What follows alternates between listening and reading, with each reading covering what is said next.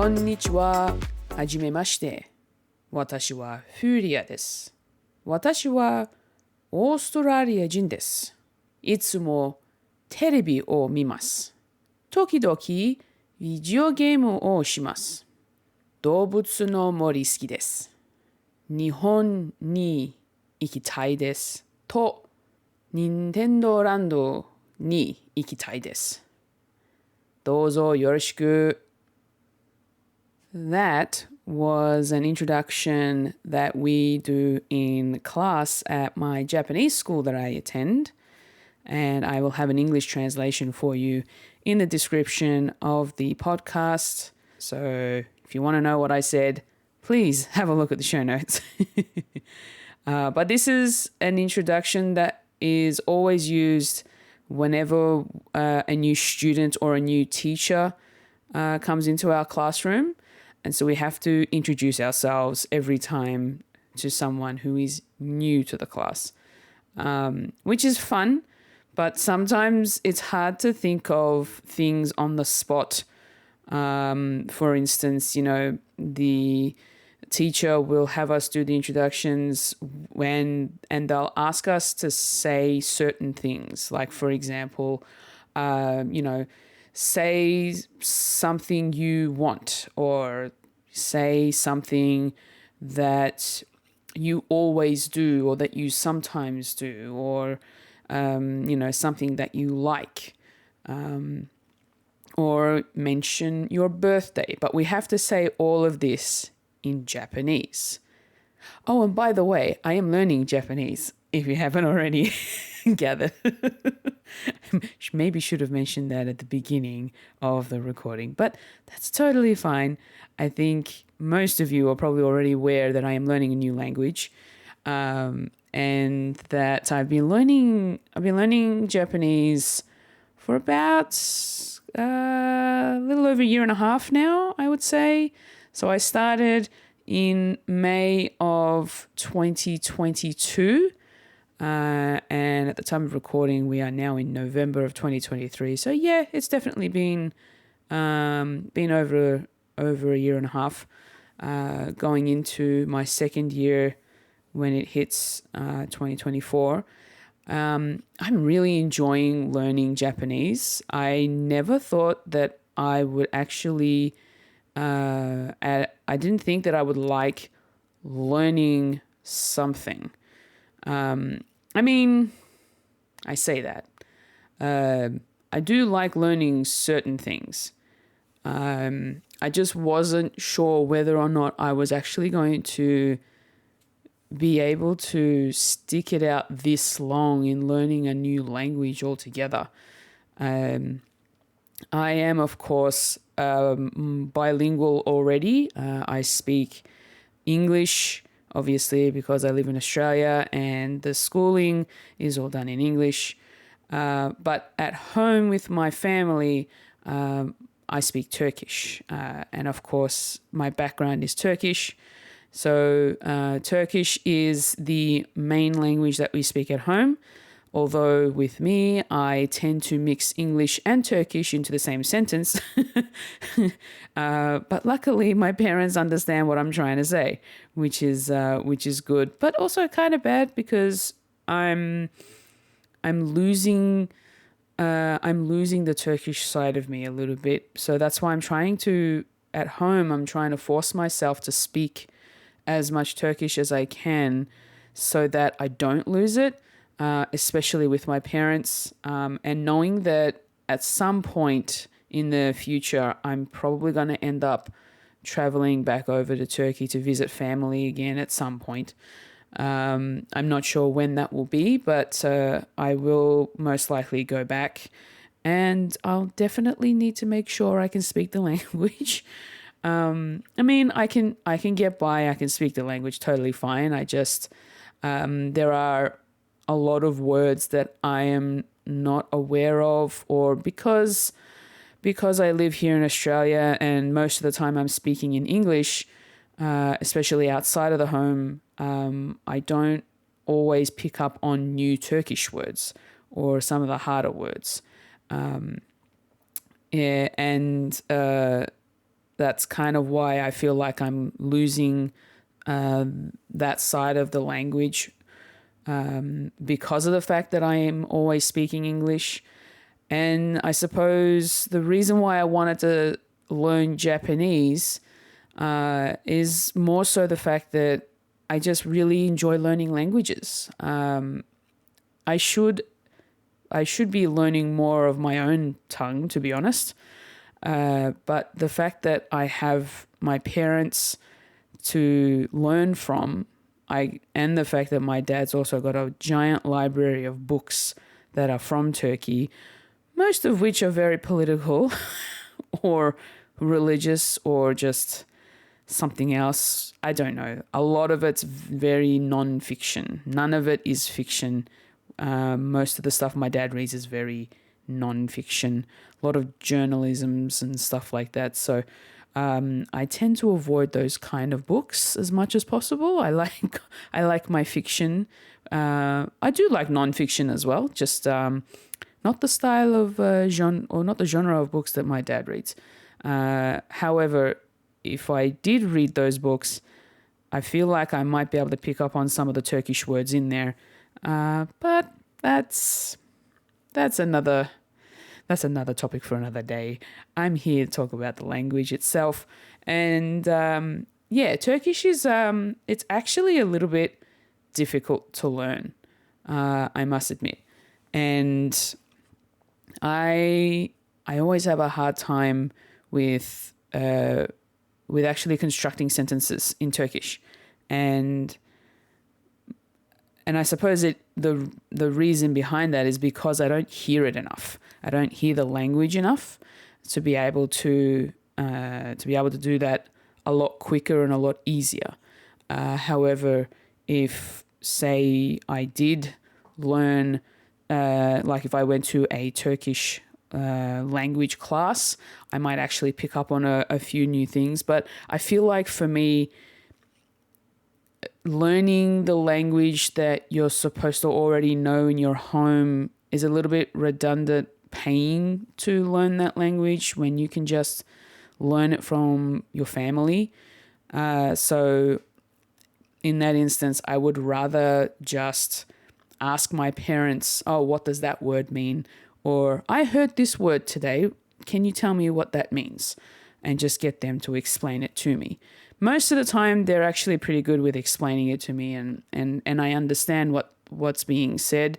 But sometimes it takes a little bit longer for it to sink in, well, at least for me, just because of how my brain works.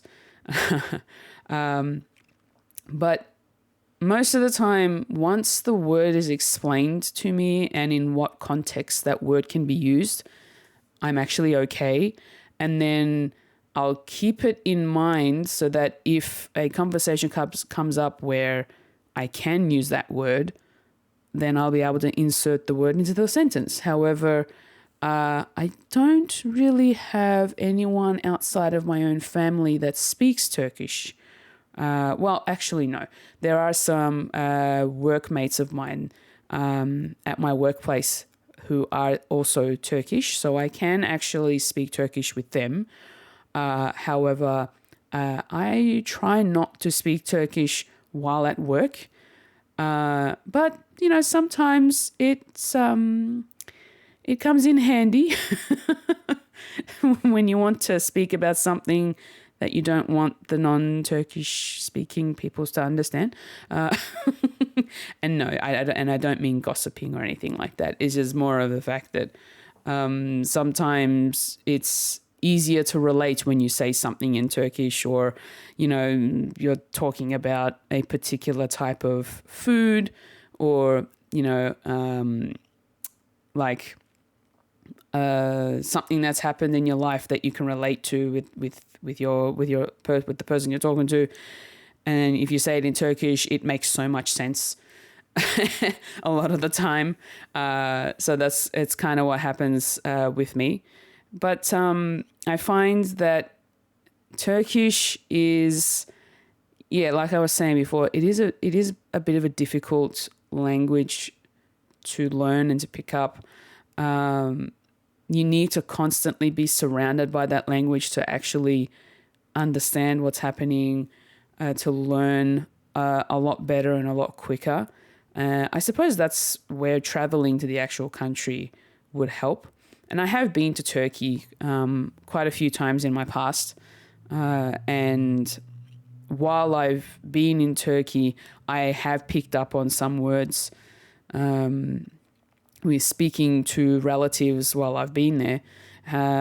But then the moment I come back home to Australia, I'll keep it for maybe a week or two, and then it's gone again. And then I'm just back to my usual routine of speaking English again, or amalgamating the English with the Turkish, and I'm pretty sure this happens with a lot of other nationalities as well. So it's not just Turkish speaking people, but I'm pretty sure everyone else out there who speaks a second language at home probably also does the same thing. You're supposed to try and speak your parents' language, but then you can't think of a particular word in that language because it's not coming to mind, or maybe you just haven't learnt it yet, and so you say the English word, and then you ask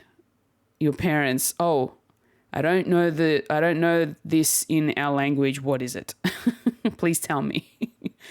And then maybe next time you'll actually remember to use it instead of using the English word. But it's hard. It is hard to I don't know. I suppose when it comes to your own nationality, it is harder to learn the language because you're forced to learn it, because it's also the language that you are supposed to be speaking. My mum can actually speak multiple dialects of Arabic as well, which is really fascinating because I didn't realize how different how the different dialects of Arabic varied, like Egyptian Arabic or Lebanese Arabic or Syrian Arabic. Like they all speak a different version, and but you can still make sense of what's being said. So whenever my mum is speaking Arabic with someone, it doesn't matter where they're from. If they speak Arabic, it still makes sense to her. So she's able to pick up on it.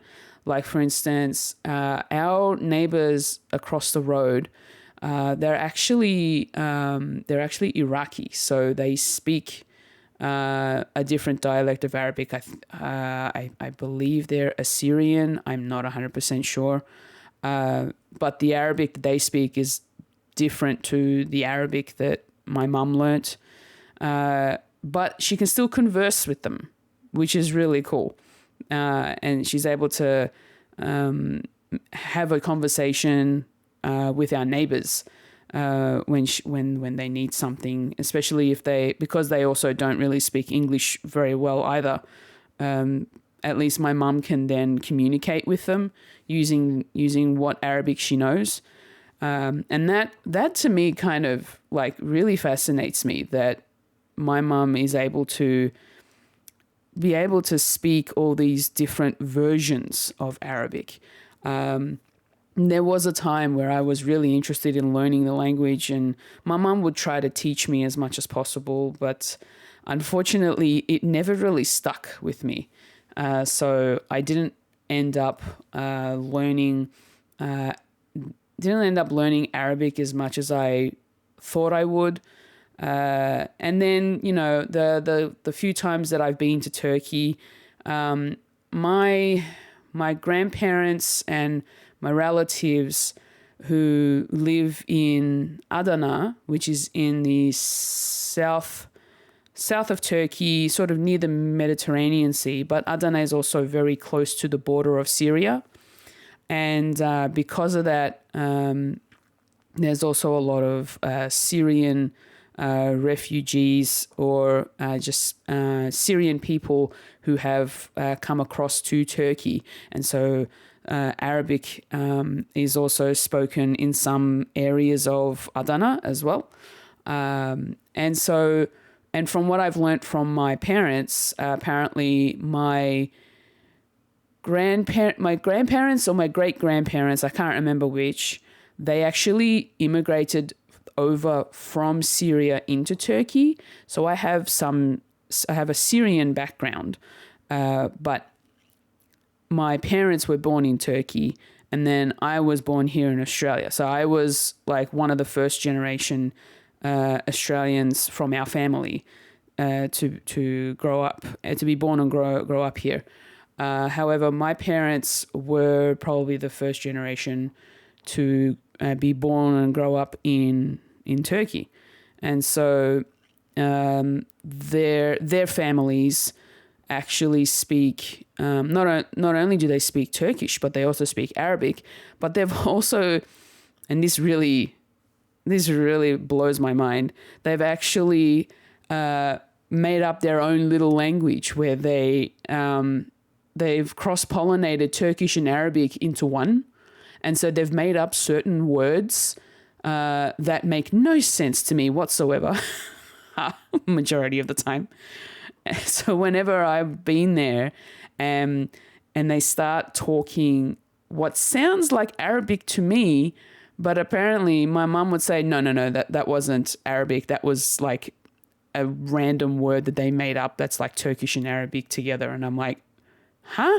That does not make sense at all. How is that even possible? My family also have made up their own language altogether. So that's also interesting. But I don't think I'll ever be able to learn that. But my mum, obviously, the fact that she's grown up being surrounded by that language, she understands it, even though she doesn't actually go out of her way to speak it. Speaking of understanding and not speaking it, my dad actually does understand Arabic. He just doesn't speak it, which is also another interesting fact, because I thought if you could understand the language, surely you'd be able to speak it as well. But apparently not. You don't always have to be able to speak the language in order to understand it, which is interesting to me. Because I just feel like if you understand what the person is saying to you in that language, you'd be able to converse back, saying, like, just communicating back in that same language. But I guess my dad just never really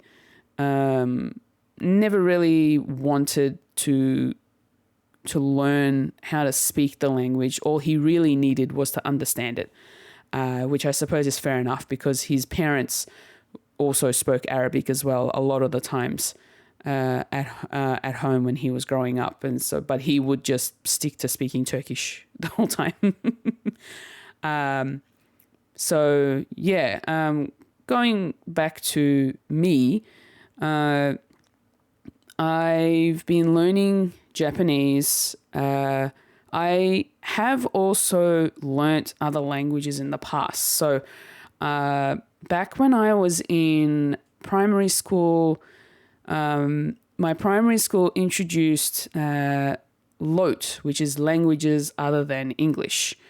And we ended up learning Italian at the primary school that I attended. And learning Italian wasn't introduced until I was in grade 4. So I was 10 years old when I started learning Italian in primary school. But it was mostly sort of like through songs, through, like you would learn English in primary school with like charts and stuff and just words with flashcards and all that sort of thing. So it's kind of how we were taught Italian. And I had a lot of fun learning Italian in primary school. I really did. And so we ended up learning Italian from grade 4 to grade 6. And then when it came for me to choose the high school I was attending, The high school I ended up wanting to go to, they offered 4 different languages, one of which was Italian. And we had to list the languages in order of preference that we wanted to learn on our submission forms for the high school. And I ended up putting Italian as my number 1 preference, purely because I had already started learning it in primary school. So I thought, well, I might as well just keep learning the language in high school as well. So let's put Italian as my number 1 preference. Now, the high school also offered Japanese, French, and Arabic as other options. I ended up putting Arabic as my second option, second preference, purely because of the whole family thing where, maybe I'd be able to learn Arabic so that I can then, speak with other relatives and all that sort of thing. But I ended up sticking with Italian, and I got my first preference. Most of the time, that's what you get. You always usually get your first preference anyway, in terms of languages, depending on the high school. So I ended up learning Italian from year 7 to year 12. So throughout my whole high school life, I learnt Italian. Now, learning languages was compulsory in year 7 and 8. So we had no choice but to continue learning the language. So year 7 and 8, I learned Italian, and I was okay with this. Once we got to year 9 onwards, language wasn't compulsory anymore. It was our choice whether or not we wanted to continue learning the language. If we did, we would write it down as one of our elective subjects to learn. We had 2 elective subjects that we could choose from in year 9 and 10, and languages went into the boat of electives once you hit year 9. So I ended up wanting to continue learning Italian in year 9 and in year 10, and then into VCE, which was year 11 and 12. And when it got to year 11 and 12, I think as the years went on with learning the language, it got more and more about grammar and sentence structure, reading and writing, essentially. And so by the time I got to year 12, I was able to read and write Italian very well. Unfortunately, we never really got very much oral practice.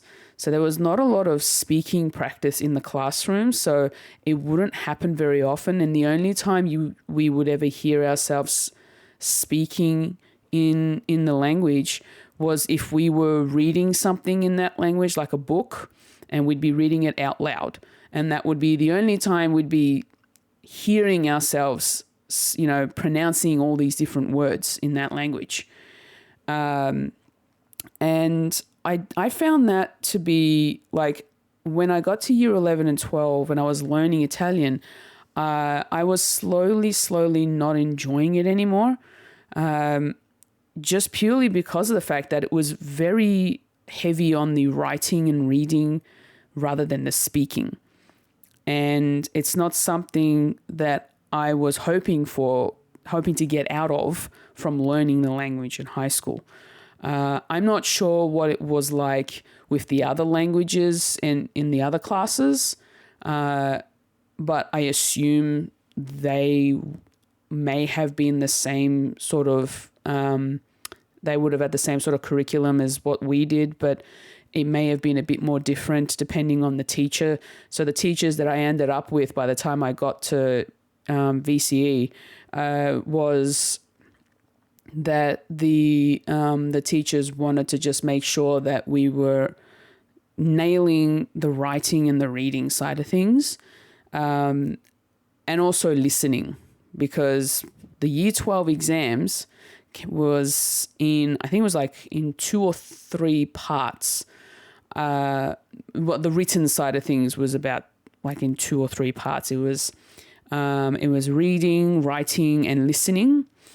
And then we also had to do an oral examination where we'd go to another venue where we'd have an examiner outside of the school actually test us on our speaking skills.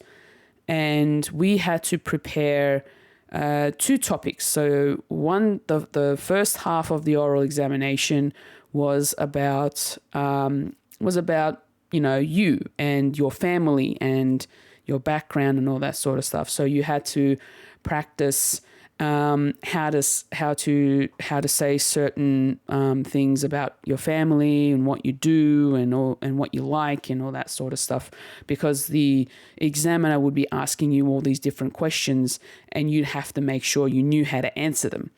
The second topic was a pre-prepared topic, and it was whatever you were learning in class. So for us, it was about a movie that we watched, and it was, I believe, the movie La Vita Bella, and we ended up watching that movie in Italian, obviously with English subtitles. And so we had to prepare kind of like we had to have a discussion about the movie and the topics that it was sort of talking about in the film. So it was like doing a movie analysis, but in Italian. That, oh my gosh, my brain hurt so much trying to make sure I knew how to answer the questions for that.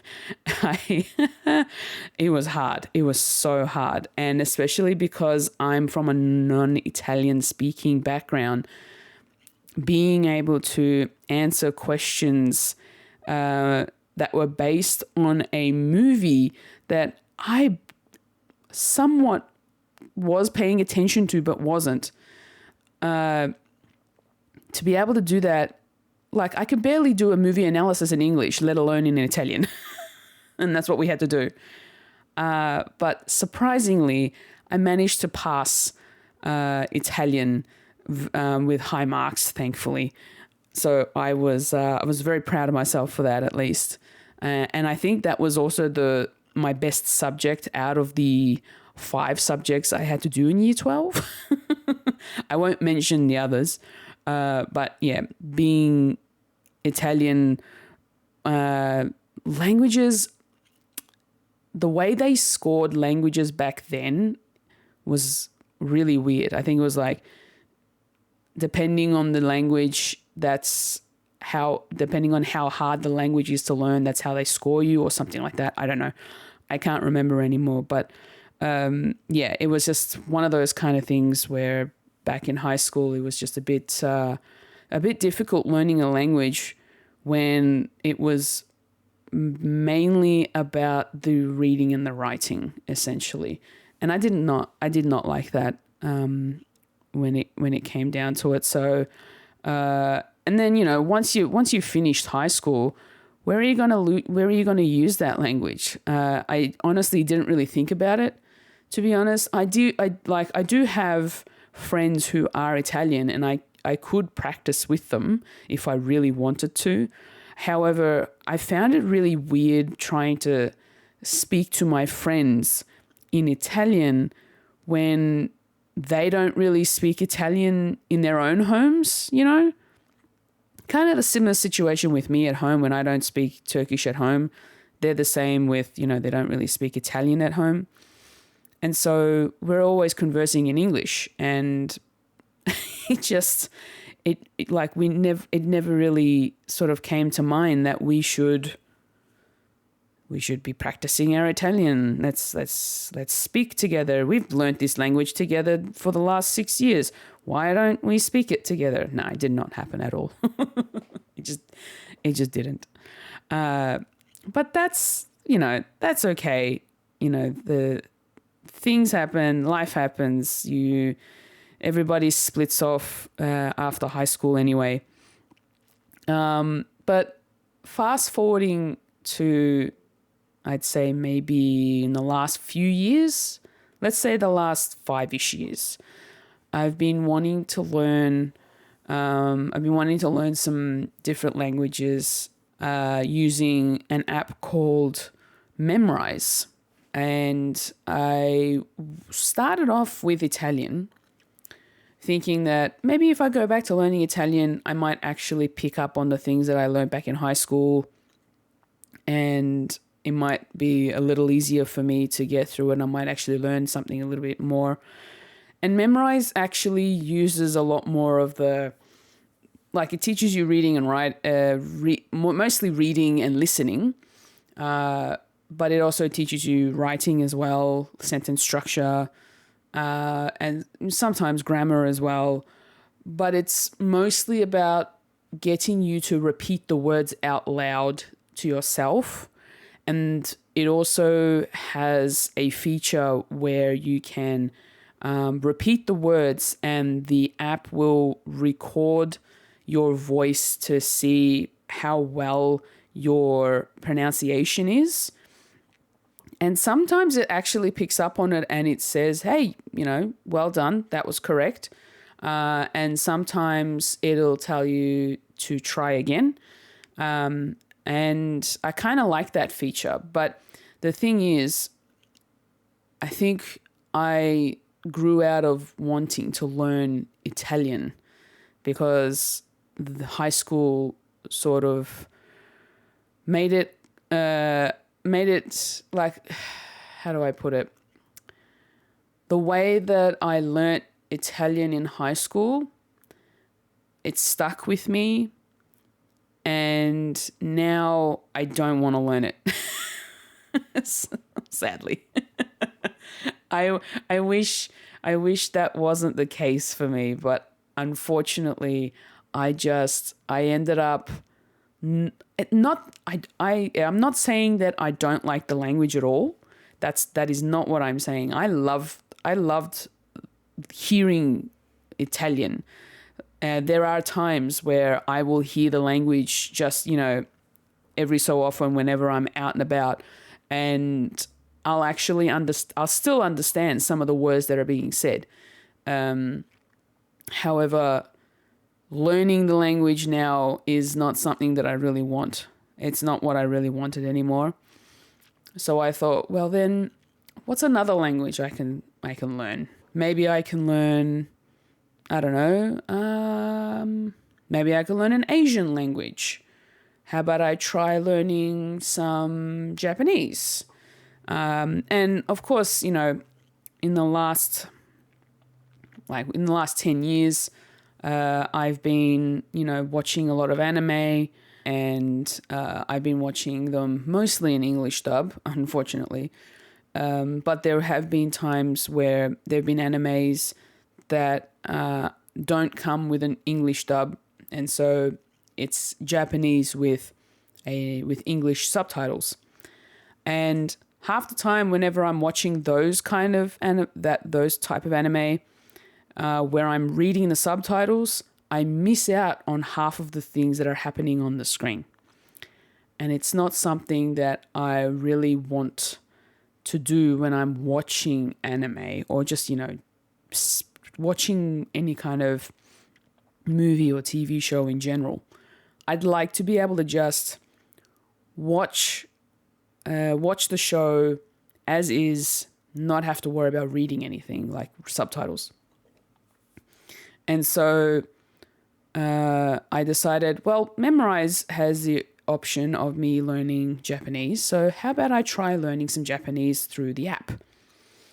So I started learning, and so I started learning the Japanese course in the app, and I was really enjoying it, and I managed to get myself to keep doing this. Like it essentially gets you to just practice and study 10 minutes a day, or 10 to 20 minutes a day, depending on how, like, it leaves it up to you. The app actually leaves the length of the practice up to you, but it recommends about 10 minutes a day, and mostly because it helps with it sort of helps with wanting to continue to learn so that you don't get sick of it. And I really like that, especially because if you're doing this by yourself, you've got no one around you to help you. And so, and it's literally just you and the phone with the app on it. And it goes through like whatever maximum words that you want to learn per day, and it'll teach you those words. And then the next time you log into the app, it will teach you maybe one or two new words, but go back and repeat on the ones that you've already learned previously. And it's like that repetition of going back and making sure you remember the ones that you've learned previously, but then adding in something new. And that got me really sort of practicing the language a bit more. And I was really enjoying learning Japanese that way. But then I found myself not using the app every day like I did when I first started using it. And so what happened was I was actually practicing or using the app before I was going to bed. So I was practicing the Japanese and I was going through the Japanese words in the app like for 10, 15 minutes before going to bed.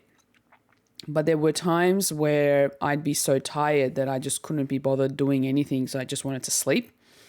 And I would lose my streak. So it actually counts how many consecutive days you've actually been using the app and practicing the words. And so the moment you lose your streak, you don't get any points. And it actually accumulates points, and the more points you get, you can actually use that to, like if you had friends using the same app, you'd be able to see your ranking between your friends, and how many points you've got, and then you can sort of a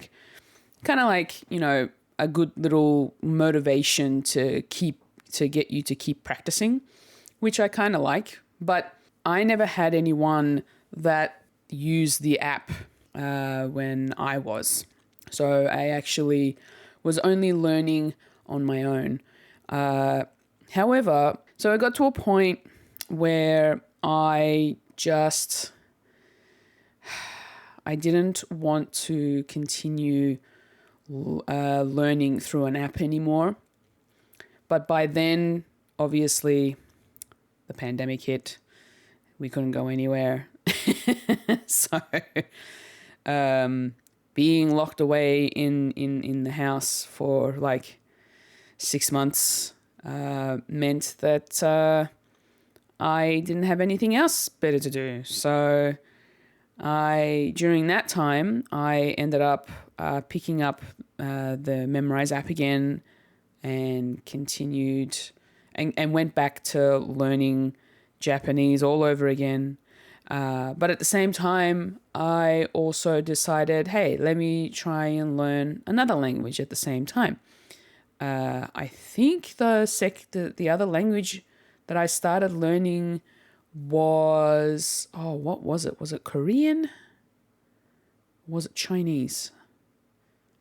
Oh my goodness, I can't remember which one it was, but it was another Asian language. I'm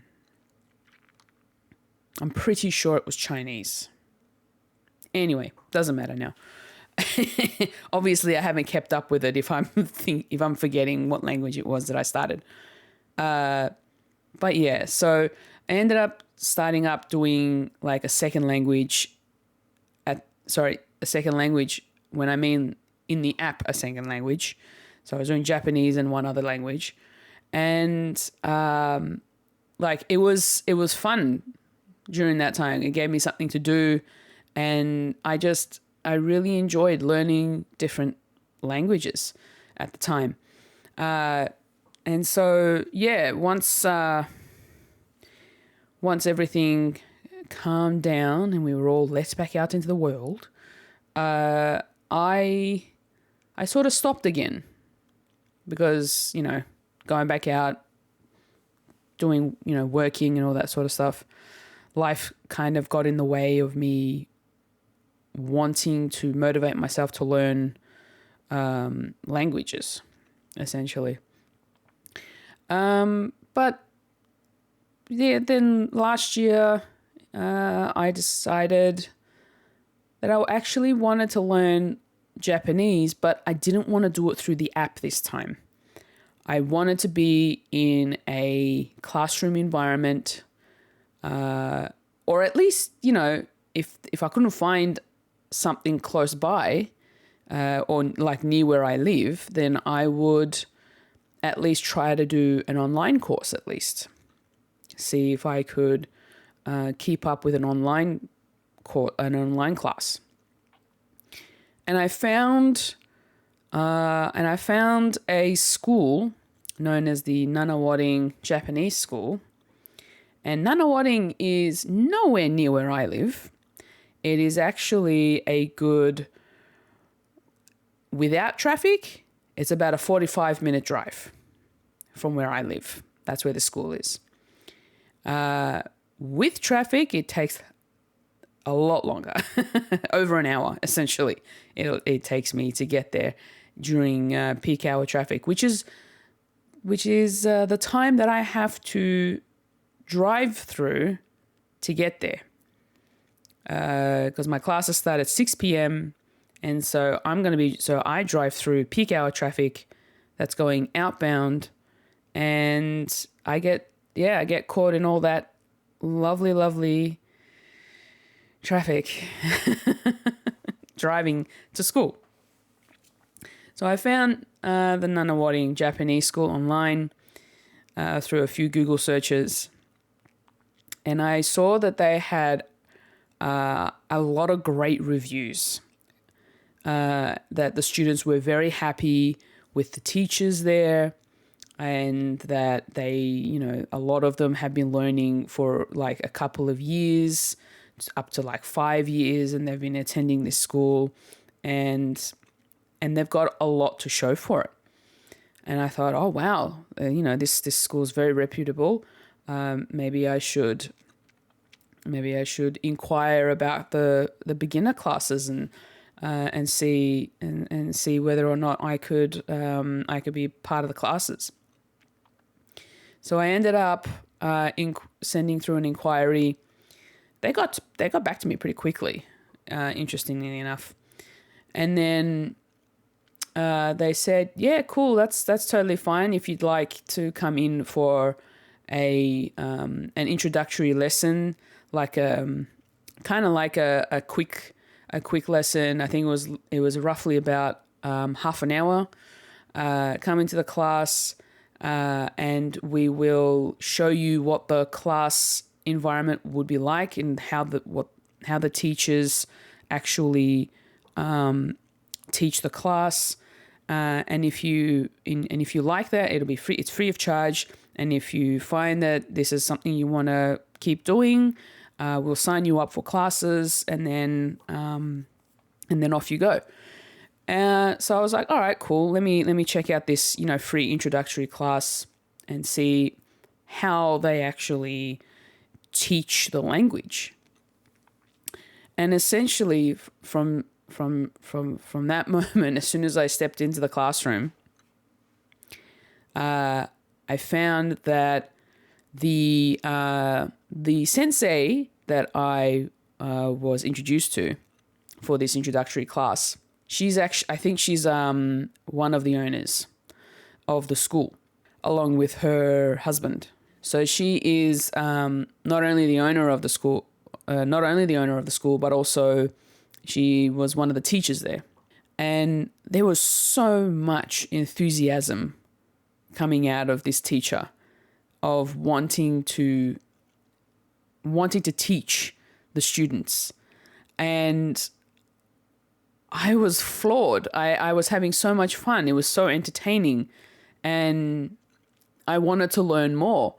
And so after that introductory session, I signed up to the class. It was really good. The only problem was the scheduling of the classes didn't really meet my schedule very well, sadly.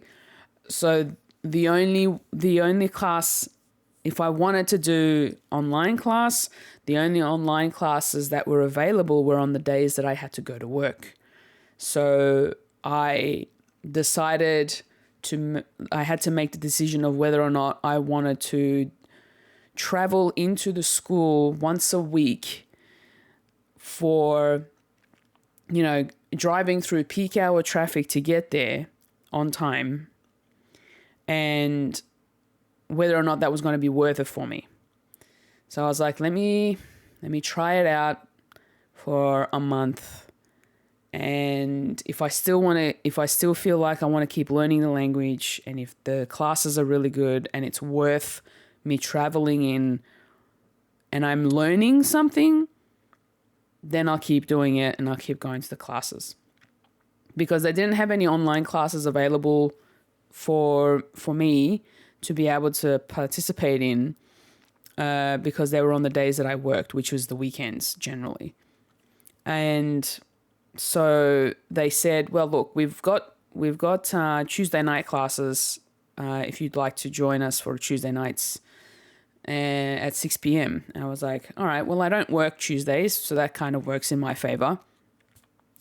So sure, I'll do the Tuesday nights instead, because they also had a Wednesday night available, which was also at 6 p.m. But unfortunately, I was working until 5. I worked till 5:30 on a Wednesday anyway, and the fact that I still had to drive through peak hour traffic to get there, I wasn't going to make it in time. So I told the owners, I'm like, at least the director of the school, I'm sorry, I can't make it on the Wednesday. It'll have to be the Tuesday. It's the only time I'm free. So I started going to the Tuesday classes, and I have not looked back since. I have been going to pretty much almost every class that the school has held since I joined the beginner class. And apart from the first lesson, actually, I unfortunately was unable to attend the first lesson of the beginner class, not because I didn't want to, but because that was the week that my body decided to contract COVID. Lucky me. I avoided it for 2 years to then end up actually getting hit with it the week that I was supposed to start my Japanese school. That I was going to start Japanese classes. So I couldn't go to the first class, and I had to email the director. I'm sorry, I've got COVID. I can't come into the first class. Can you send me whatever the class worksheets for the first lesson are? And they did. And I was very grateful for that. But unfortunately, even though I got them and I printed out the sheets, I didn't know what I was doing.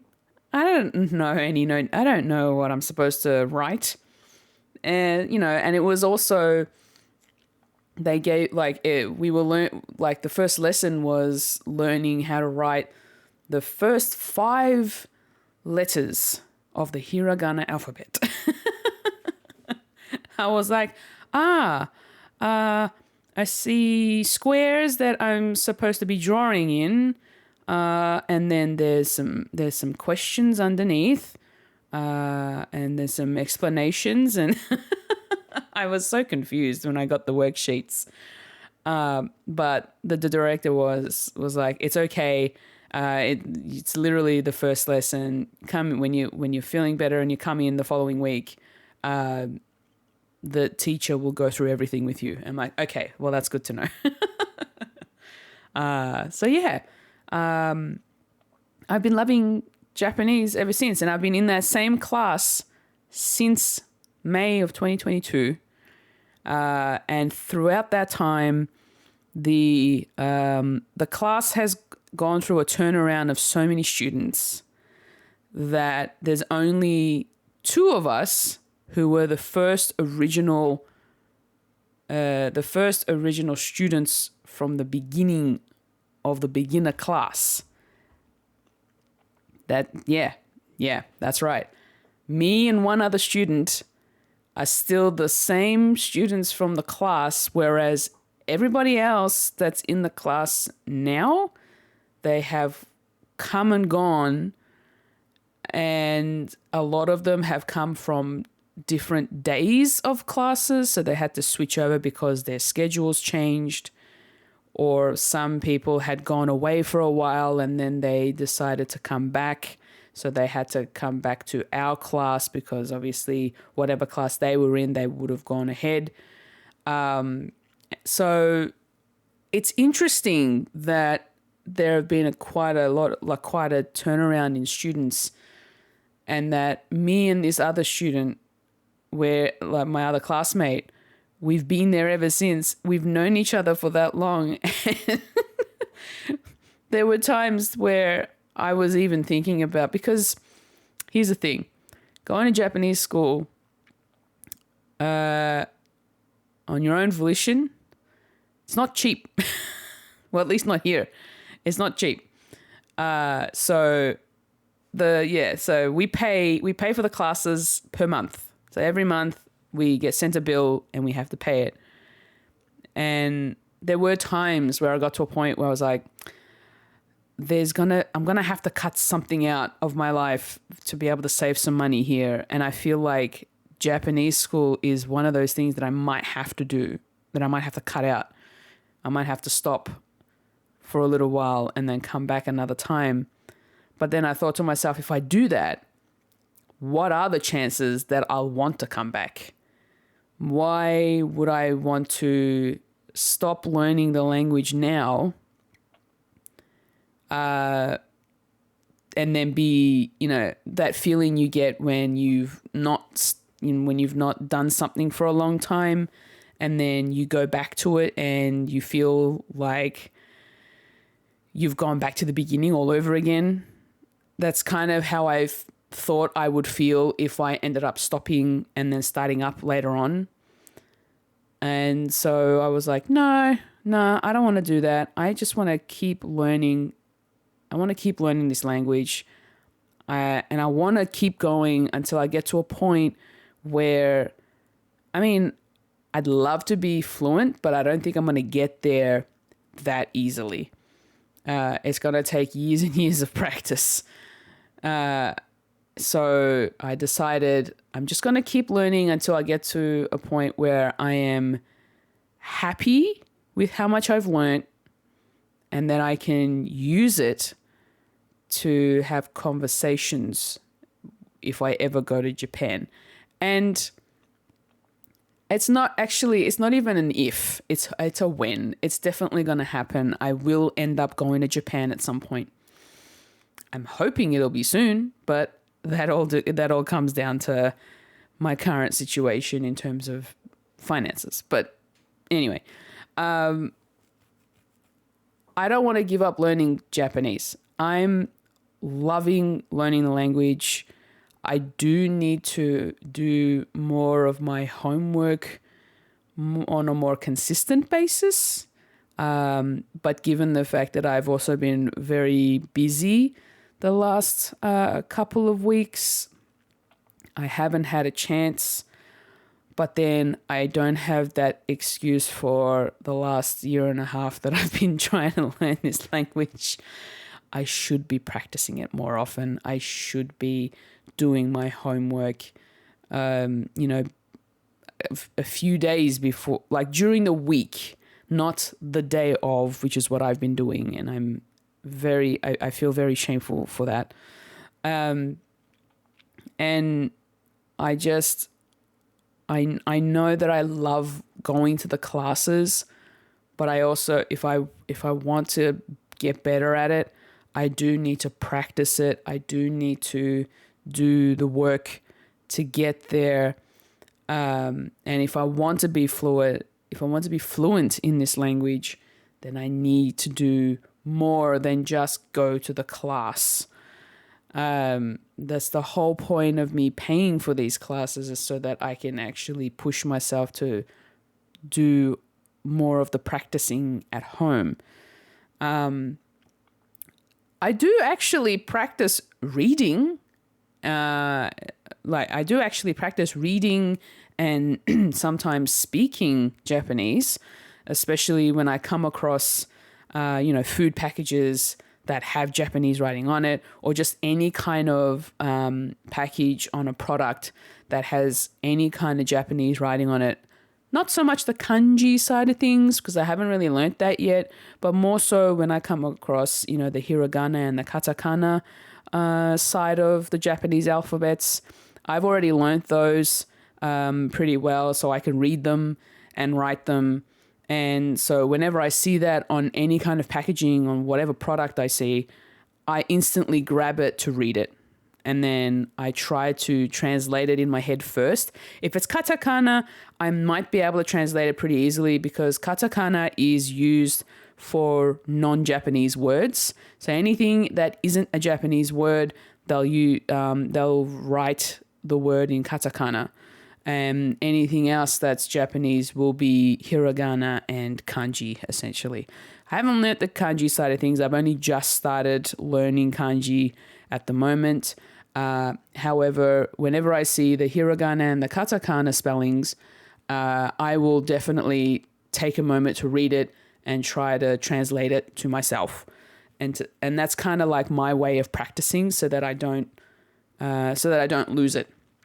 The other good thing about going to these classes is that our class has a messenger group chat. And so we will do our best to ask each other questions in Japanese, or we'll answer the questions in Japanese. So we'll actually be throwing out our own little conversational attacks at each other in the messenger chat, in the group chat. And it's like and that is another way to practice reading and writing, which I really appreciate the classmates doing, because it means that we keep up with our Japanese, we're practicing it outside of the classroom environment, and we're using the language as much as possible so that we don't forget it. And then we're also using that group chat to help each other out. If someone ends up missing class, we'll be like, oh, this is the homework that you've missed. Just make sure you do this on the exercise sheet or whatever. And we sort of, if we have questions about the homework, we'll try to help each other out as well. And yeah, it's Japanese, man. It's such a fascinating language. It's actually easier than I thought it would be as well. In terms of just like the words, when you speak the words, when you pronounce the words, it's actually not that difficult. Their sentence structure is simple-ish.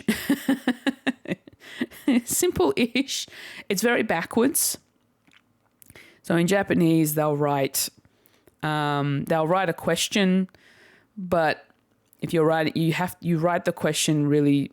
So, okay, here's an example. This is how they do their sentence structures. They start off with their time expression, if there is a time expression. So they'll start with the time expression, then they'll add in the next word will be the subject. The next word is so time expression, subject, place, object. I think that's it. But then you also have to consider the particles in between those words. So between the time expression and the subject, the noun, there's no particle between those two words. But then between the subject and the place, for instance, there is a particle, or if you're not using a place in the sentence, then it'll just be the subject and then it's the time expression, subject, verb, object and verb. Oh my gosh, now I'm confusing myself. You can tell I haven't been doing my shukudai, which means homework.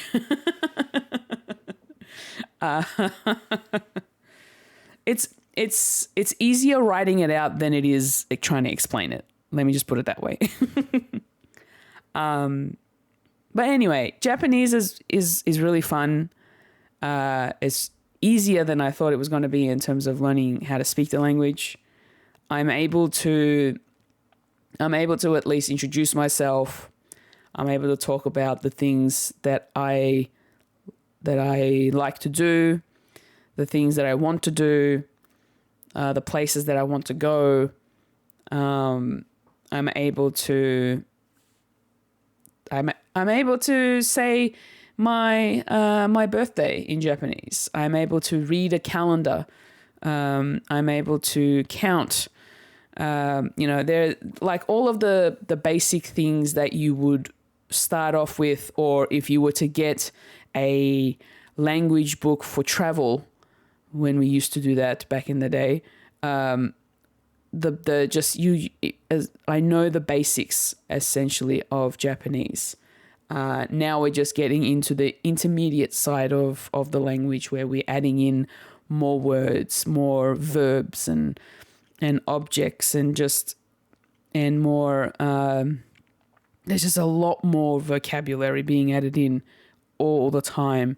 And then the different forms, like right now we're learning the dictionary form, and there's other forms in terms of the way that you change the verbs, and it's this is the part where it's getting a bit more complicated for my brain to understand. So this is where I need to consistently practice writing them and reading them and changing them and all that sort of stuff. So, but I still find it really interesting, and that's why I keep wanting to learn more.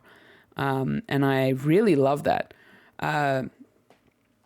So I think I have talked about me and my languages for quite a long time. So I think it's time that I bring in a couple of other people who have also submitted in their thoughts on languages. The first one comes from my good friend Savoy Prime, and he says, I only know English. I did learn some Spanish and French in school, but never practiced or spoke it enough to maintain it. Which is fair enough. I feel like that was me with Italian back in high school. I obviously didn't keep up with it after the fact either. So most of that is pretty much gone. So I kind of understand. I kind of understand that part of it. If you're not really that keen on keeping up with it or maintaining it, then obviously it's just going to be wiped from your brain, essentially. Which is fair enough. I do understand that totally. So thank you for your thoughts, Savoy. And Nagachaka also submitted in their thoughts on languages as well. Languages makes my brain hurt. Same level as why and how do colors exist? Yes, I totally get that as well. But I don't know. We'll see. He also continues, how did human beings invent several languages, and how do infants learn languages just by listening to people speak? I only speak English and Cantonese. I should learn how to speak Mandarin though. Well, there you go. So Nagachaka, you are bilingual. So I feel like that if you if you already know a second language, then learning another language will be easier for you. And I suppose that's what I've heard, that, you know, if you're already bilingual, if you're already speaking, you know, 2 or 3 other languages, then learning another language will be easier for you, because you know you're going to maybe keep up with it, or it's going to retain in your head a little bit better, which is interesting. I don't understand why there are several languages in the world. I feel like this is something that a lot of people have asked. I do agree with why we need so many different languages. Like, why can't we just all speak one language and we can all just communicate easier?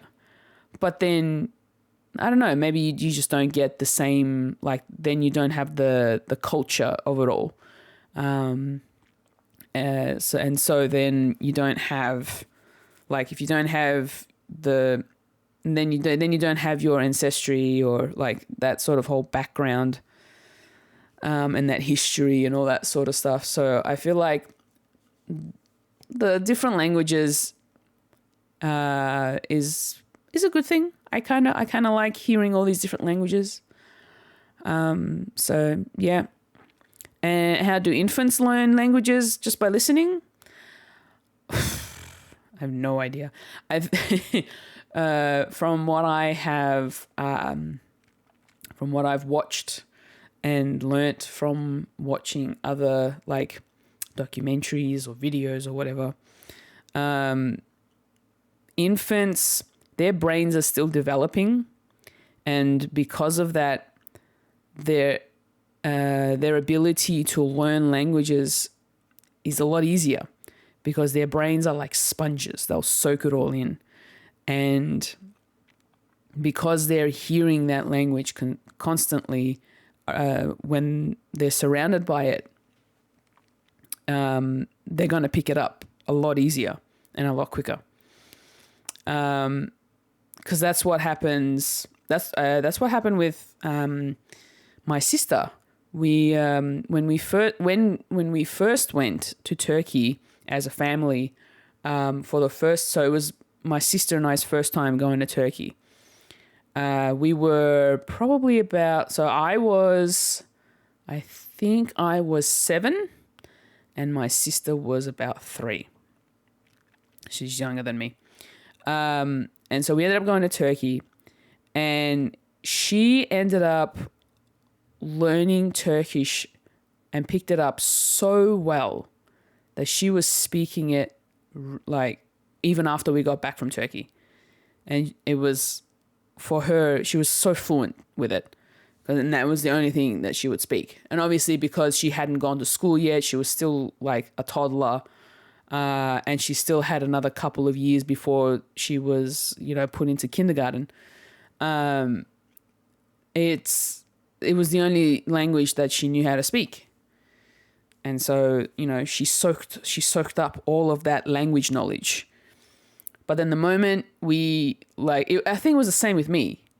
I feel like because I was surrounded by, you know, Turkish, the Turkish language at home before I went to school, that was the only language I knew. And apart from whatever was on TV, and even then, I would mostly be speaking Turkish. And then as soon as I went to school, I started learning English. And then that was the main language that I wanted to learn. And I just kept speaking it. And then I lost the Turkish. But there's got to be like this balance, especially with kids, that you tell them, you speak our language at home, and then when you're at school, you'll speak English at school, which I'm assuming, like, in most English-speaking countries. And that's kind of how my parents was trying to teach us, that the best way to learn the language and to keep up with it and to maintain it, speak it speak the family language at home as much as possible, and that way you'll be able to keep it. But then the moment you go out and you have to speak English, and that's totally fine because that is the nation's language. So same with if you were someone living in Germany, for instance. And I've got some friends that are over there. So hello to my friends who are over in Germany. Most of the time, I would say they would be speaking the language of their family. So if they're from a non-German background, they'll be speaking that language. But then the moment you go out into the streets and you go to work or you go to the shops or anything like that, obviously you're going to have to speak German most of the time because that's what they want. Because that is the nation's language. So you just got to keep at it. Infants learning the language is a lot easier is only because of the fact that their brains are still developing. It's like a sponge. They'll take anything. They'll take it all in. It'll never get squeezed out until they hit school. Then that's a different story. But yeah, essentially, that is pretty much my thoughts on that.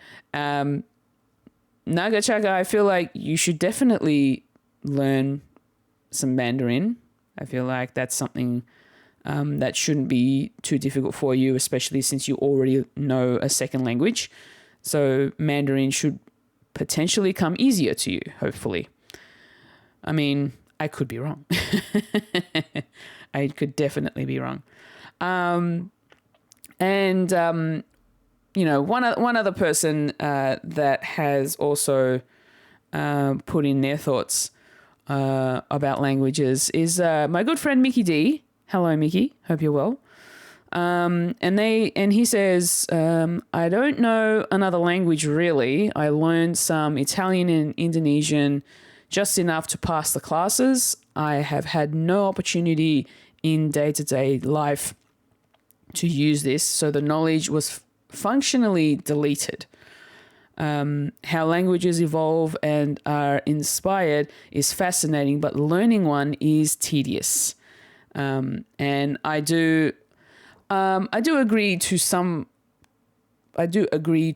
degree that learning a language is tedious. It really depends on how passionate you are about learning that language. If you're really insistent on learning it, then it wouldn't feel tedious to you. Like with me, with my Japanese, I've been learning Japanese for, like I said, last year and a half, and for me, it doesn't feel tedious at all. Like, even though our learning process, our particular class, we're a bit slow on the mark with learning a lot of the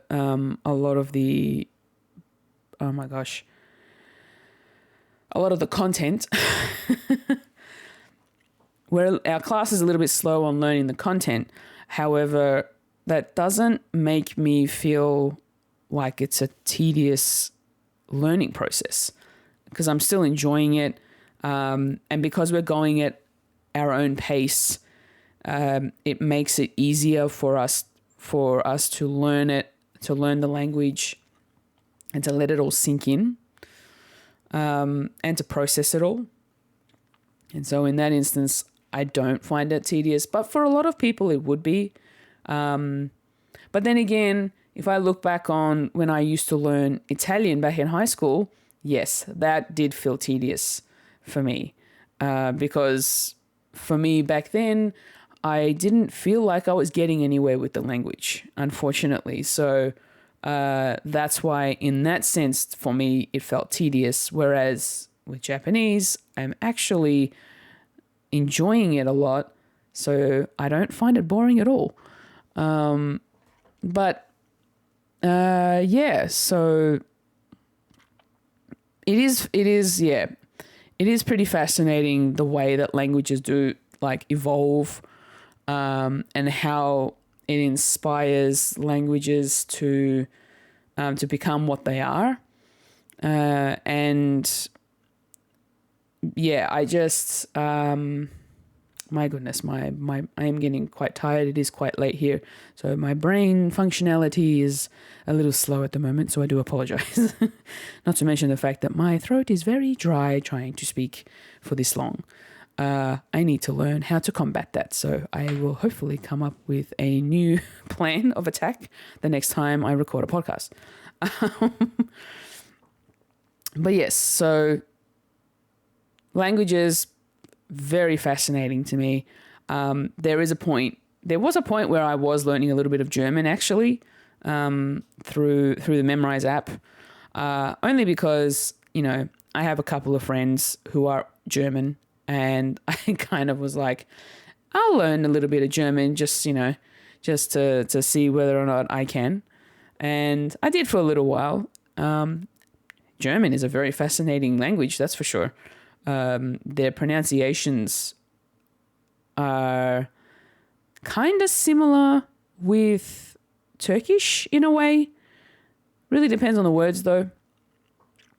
But yeah, I find I don't know if anyone else has this, if anyone else does this, but when you're learning the language, you want to make sure that you sound like you have the same sounding like pronunciations of the words as possible. Like not so much putting on the accent, but just the fact that you want to make sure that you're saying it right. And so you'll use the same diction as what that native speaker would use in order to say those words. And I'm finding that I'm doing that with Japanese a lot. And I'm making sure that I pronounce the words correctly, and that I'm using the right tone, that I'm using the right diction, and I feel like it helps with the learning. I hope, and hopefully it sounds right. I haven't really been pulled up on it whenever I do it in class at Japanese school, so I think I'm good. But yeah, I think I'm going to say that is the end of today's. That is the end of today's class. Oh, the many thoughts I have. No, it's not a class. I think that's pretty much it for today's episode of the many thoughts I have about languages. Thank you for listening, everyone. I hope you enjoyed it. If you'd like to check out more of my content, you can head over to twitch.tv/foolishfuji for my live streams, and youtube.com/foolishfuji for my random gaming videos, if you'd like to check those out. You can also find me on X and Instagram. Yes, I'm going to keep saying it that way, otherwise it's just Twitter. So X and Instagram at foolishfuji. All these links are available in the show notes, including the introduction translation from the top of this episode. And I always end my podcasts with, remember to look after yourself and your mental health. And happy thinking, friends.